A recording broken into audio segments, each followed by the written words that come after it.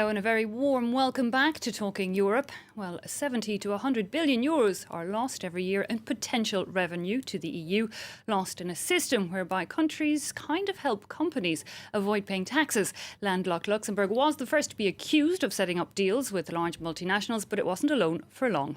Ireland, Belgium, the Netherlands, the list quickly grew. EU members agreed thus to start sharing tax information in the future, and that will start next year in a bid to address the issue. But in May, finance ministers failed to agree on new rules to actively counter tax avoidance and completely clamp down on such schemes.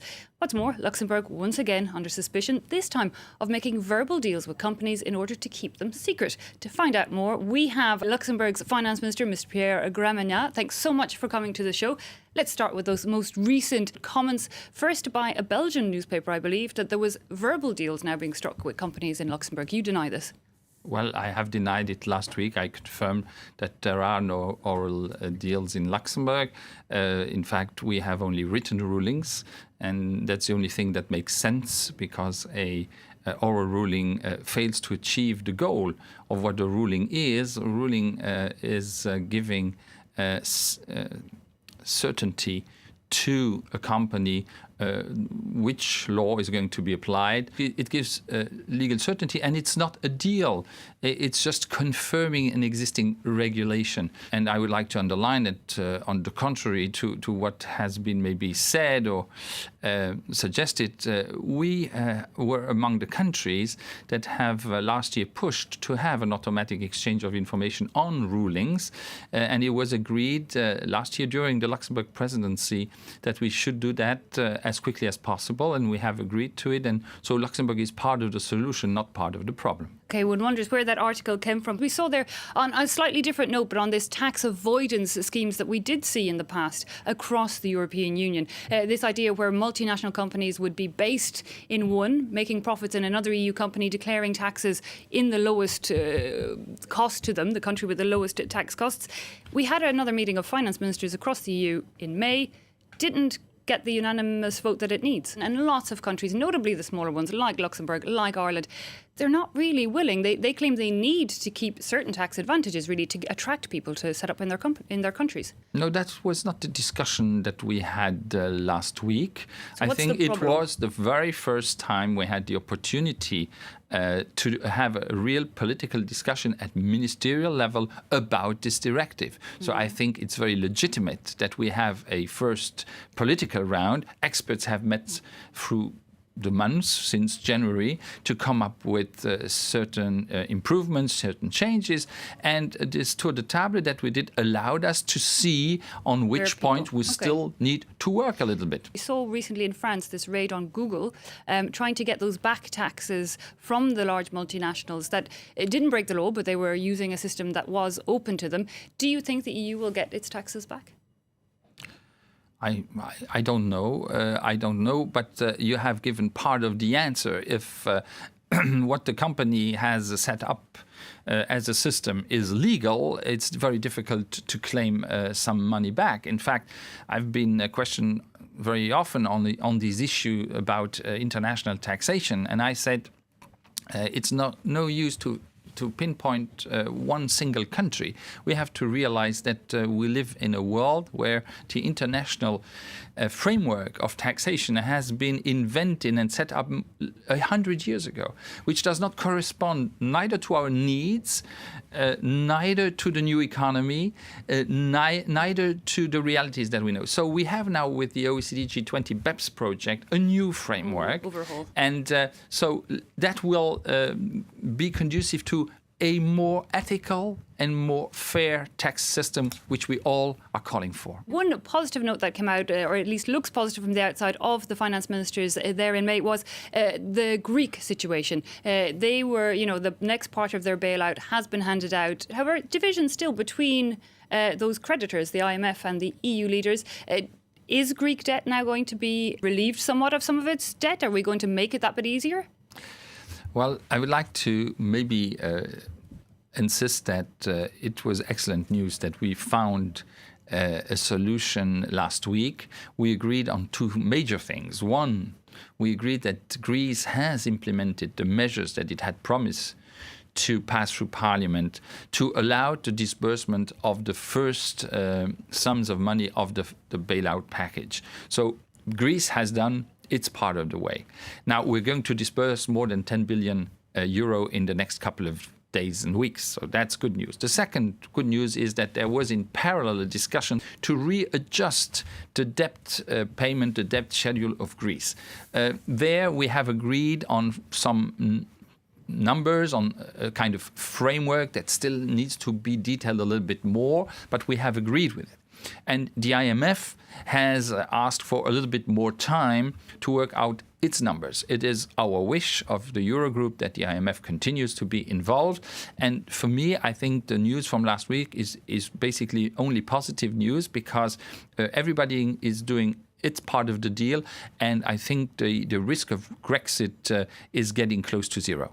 So you would, if you like, react differently than our guest last week, this economist James Galbraith, who said that really, in a way, Greece has such a heavy debt burden that there is no other way out to it. At one point, call it bankruptcy, start again. We're currently just making its debt hole bigger. I would beg to disagree with this analysis, which one cannot completely rule out. I mean, if worse comes to worse, if there's a prolonged economic financial crisis all over the world, yes, Greece might have more problems than others, but let's not do horror scenarios and just look at middle cases or best cases. Last year, the Greek economy fared better than expected. It's still not fantastic, but better than expected. With the measures taken by the government now, I think that the basic fundamentals of the Greek economy and the Greek budget are looking better. Just a few weeks now to this UK's vote on EU membership. Financial questions have been a big part of that referendum debate. In the last week, we saw Prime Minister David Cameron and London's new Mayor Said Khan join sides. They had previously been at loggerheads. They're now both campaigning for the UK to stay within the European Union. Their voice were joined by some 600 economists who said the UK would be better off in. Here's a quick report. Burying the hatchet for a greater cause. The UK's Conservative Prime Minister and London's Labour Party Mayor stood side by side to speak in favour of staying in the European Union. There are many things upon which the Prime Minister and I will disagree. But what's really important is when it's in London's interests, when it's in Londoners' interests for the Mayor of London and the government to work closely together. We will work closely together. Despite being a self-proclaimed Eurosceptic, Prime Minister David Cameron has also been campaigning for Britain to stay in Europe. I would say that when we admit frustrations with the European Union, and we sometimes do, and I certainly have, that is not a cause of weakness in our campaign. It's a cause of strength in our campaign, because we're levelling with people, which is something the other side refuses to do. The joint conference came after over 600 economists participated in a poll on the effects of Brexit on the economy. 88% of respondents said leaving the EU would damage the UK's growth prospects over the next 5 years, an overwhelming consensus in a field where experts rarely agree with each other. 37 religious leaders also said a Brexit could threaten peace and security in Europe, a warning dismissed by former London Mayor Boris Johnson as doom-mongering. The latest polls forecast a tight vote, with the Leave campaign still trailing by 5 points despite making up much ground in the past week. Now we're looking there at images of London, also known as the city, one of the financial hubs really of the world, indeed of the EU. Second to that, perhaps Luxembourg is seen as, another of EU's strong financial hubs. If the UK decided to leave the EU, might Luxembourg benefit in that way? I will definitely answer that question. But what we really have to look at is the big picture. And the big picture is not short-term gains of 1 or 2 years of eventually one financial company or bank deciding, because of a potential Brexit, that it needs a presence on continental Europe and eventually choosing Luxembourg. Well, such an institution would definitely be welcomed. But this is not the key. here. The key here is that the UK benefits a lot from being a member of the European Union, and the European Union benefits from having the UK. So it's a win-win situation if Britain stays in. And let me underline, even for the financial center of Luxembourg, we are working very, very actively together with the financial center of London. We are more complementary than we are competitors. And if the UK were to leave, the very bad news also for Europe would be that we will lose the biggest financial center in the world together with New York. You can argue, but let's say the biggest financial center in the world, London, would not anymore be in the European Union. It's terrible news for London, but it's also terrible news for the European Union. Unless Luxembourg became the next New York, the next major world financial hub. Not possible? Well, Luxembourg is trying hard to grow and to diversify its financial center, but we'd rather do it together with London, not against it. One of the things a lot of people in the UK who feel that they should pull away, who are on the opposite side of the table of your good self, feel they should pull away, say that the UK would strike better trade deals internationally, notably with a lot of its Commonwealth countries, if it walked away from having to negotiate with 28 heads of state. Yes, I think that argument has not sounded very convincing to many people. It certainly doesn't convince me. I must say, having a long experience also as a diplomat in negotiating trade deals, it's so much easier if you speak on behalf of 500 million consumers than when you speak on behalf of 60 million consumers or even less.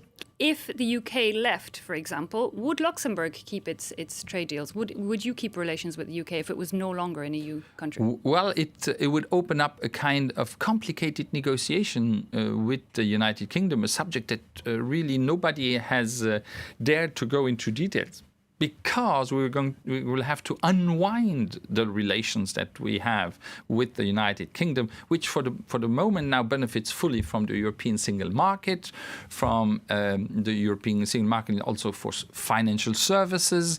And if the UK were to leave, we would have to find an agreement how that works. And one thing is for sure, you cannot be inside and outside at the same time, or as the British would say, you cannot have a cake and eat it. Indeed. Well, I guess we'll all have to wait for that vote on June 23rd and see how it all plays out, because indeed a lot of unknowns in those questions after it. Now, one thing I've been looking at, I've been reading in a few magazines this week, is an interesting investment from Luxembourg. You have already one of the highest per capita incomes in the EU, but I believe you're now looking at an original investment plan. It's in asteroid mining. Tell me more about that. What kind of investment? What are you hoping to get from these asteroids? I believe it's precious minerals. Yes, I think research has it that there are very precious materials and metals on asteroids. And we have had a very good experience with space in the 80s and 90s as Luxembourg launched a satellite company, when I say the Luxembourg government, so together with private investors. And today the company called SES operates the Astro satellites, which is close to 60 pieces. They turn all around the world, and they have a footprint that covers the whole globe. So we have a plan to set up the right legal and financial framework in order to allow private investors eventually to reach for the sky and go on these asteroids and bring back these precious materials. So what we want to be in this case is an enabler. We also are a place with a lot of finance, be it banks, be it investment funds. So we're also, for that reason, a very natural pick to maybe start such an operation. So we want to be the country that explores this possibility first. It does sound fascinating, but I guess because it's such a finance resort, it is, in a way, the value of it will always go up. What kind of investment, though, are we talking at the current stage? I think it's too early to talk about that, but you know that nowadays there's a lot of experience in launching satellites, and smaller ones, to a cost that is far less than when we launched, for example, our first satellites back in the 80s. Another thing, just briefly, in the news this week from Luxembourg, you've received your first 50 Syrians in that direct Turkey-EU deal, I believe. They've arrived into Luxembourg. Just to get your opinion on what you think of this EU-Turkey deal, because according to the International Migration Organization, they say in the last week something like 1,000 people have either died at sea or gone missing at sea, and we're seeing no emergency meeting this time from EU leaders. Here we have to distinguish from where these immigrants come. We have a special deal now as EU with Turkey, and this agreement is entering into force step by step, and that's why also Luxembourg received its first 50 Syrians. Let me also say that we have received many more refugees in the past than these, so that we have done much more than our quota that we have received, like many others. So we're taking up our responsibility here. But you're talking about several hundreds of refugees dying in the Mediterranean Sea. So these are immigrants coming from Northern Africa. And it's another issue that we have to tackle too. And we see that this refugee question is going to stay for us for quite a long time. We have to Are you disappointed with the way the EU is handling it? I think we can be happy that and pleased that we have a kind of solidarity that has been built in the European Union. Had we not had a European Union, then the refugees would land in one country, and it would be the problem of that sole country. Now, I know that the glass is half empty or half full. Many say that what we have agreed upon at EU level is not enough, and I agree, but it's better than nothing, and let's build on that. Okay, so you're clearly the optimist in this conversation. Thanks so much for stepping into the France 24 studios and talking with us. My pleasure. Thanks also to you at home for having watched. That brings us to the end of this edition of Talking Europe.